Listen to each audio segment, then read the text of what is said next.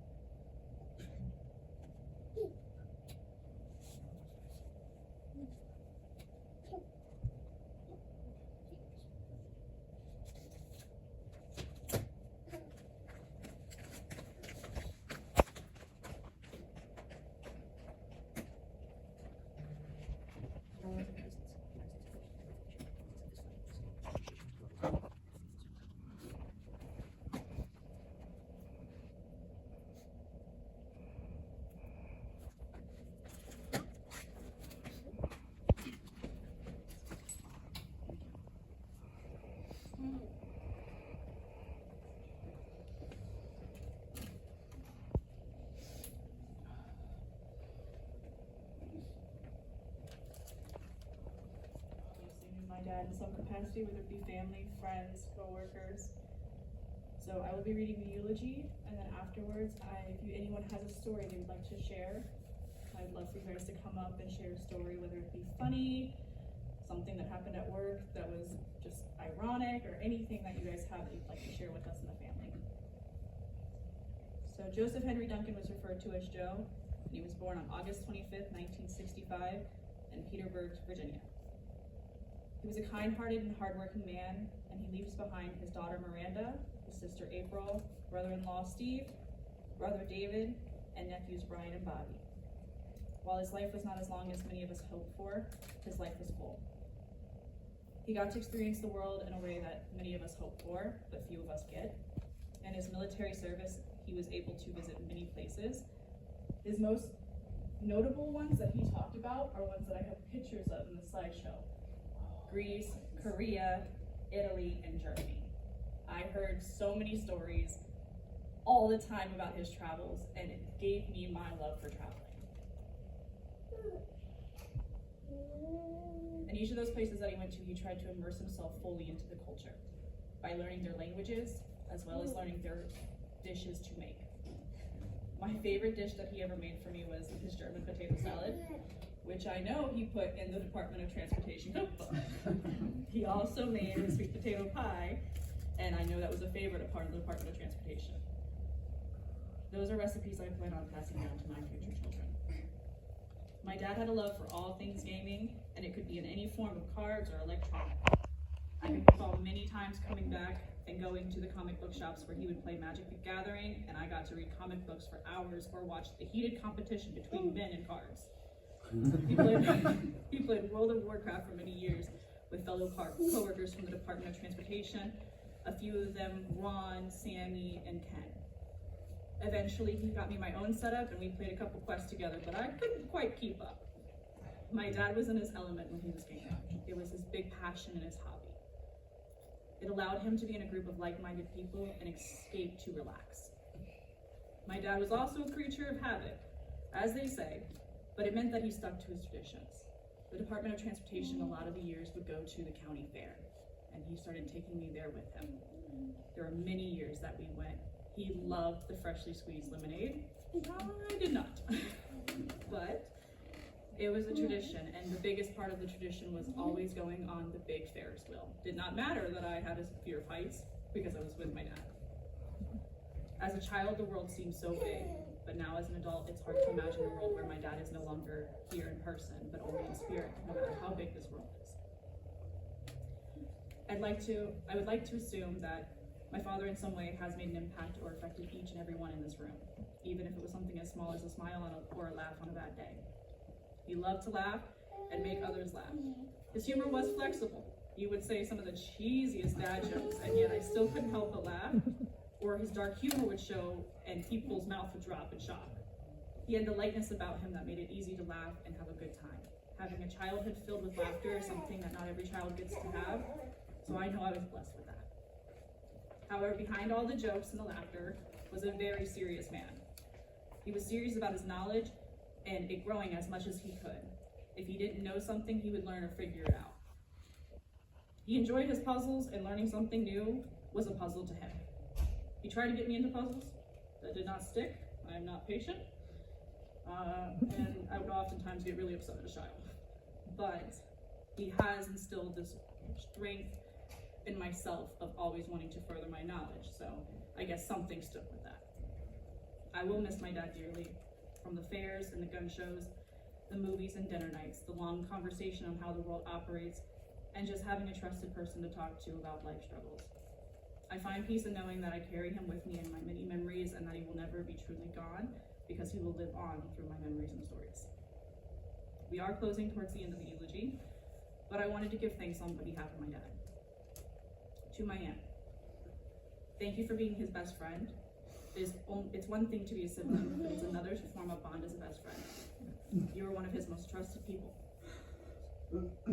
It has been a joy growing up watching y'all's dynamic, especially when y'all play darts together, because I guess that's where my competitive side comes in. To my Uncle Steve, thank you. Thank you for being there in the end with us. Some say the end is the hardest, and it is. And you being there meant a lot to him and myself. To Brian and Bobby, thank you for making my dad an uncle and a great uncle. Brian, that last trip that we took up there to visit and him playing with Michael and Araya, it gave me an opportunity to see that my dad would have been a great grandfather. So I appreciate that. To David, thank you for visiting him in May. Taking that time to do that was important because he and I knew that it was the last time we would get a chance to see him. And family's important to him. To his best friend Jeremy, who is no longer here with us, I hope that you and my dad are racing RC cars in the park somewhere, and that you're giving him hell, because you have a lot of years to make up for. To Myra, Holly, Donna, and Donna, thank you for the kindness and friendship you have extended to my dad. It was always really nice hearing his stories about you ladies.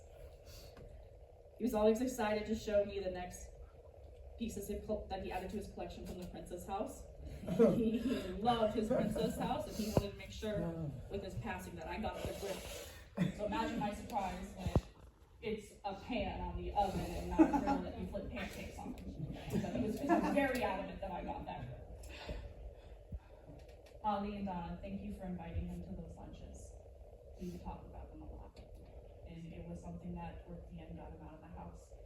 And it was really important to him to have that socialization and to know that there are people that care for him. And to Donna, I appreciate you sharing. She left, but I appreciate her sharing. No, I'm here. Oh, I appreciate what you shared on the memorial site obituary page. It's one thing to know that my dad's proud of me from my dad. It's another to hear from other people how my dad spoke of me to them. Always. Always. To Myra and Steve, thank you for inviting my dad on that trip. It ended up being the last trip he would ever take, and the pictures and stories I know, he had a lot of fun. When someone is ill and in pain the way he was then, it takes a lot to find enjoyment in trips and adventures. However, when he called to tell me about the helicopter ride, I was not feeling it with the hikes, but he told me that it was one of the best things he's ever experienced. So to have that when he spent 20 years traveling the world meant a lot. To everyone else, to the friends of the department, I thank you for being there, and I thank you for becoming a friend, an acquaintance, and getting to know my dad and allowing him to be into your world as well as into his. At this point, I would like to open up the floor to anybody who has a story that they would like to share. Thank you very much. Very nice, Miranda.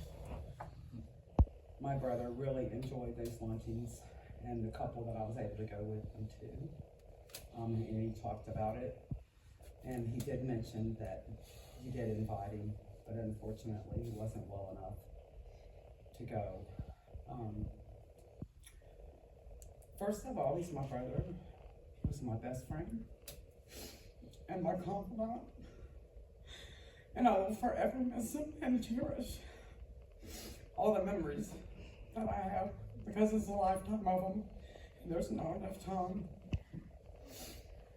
Miranda, I love you, and thank you for everything.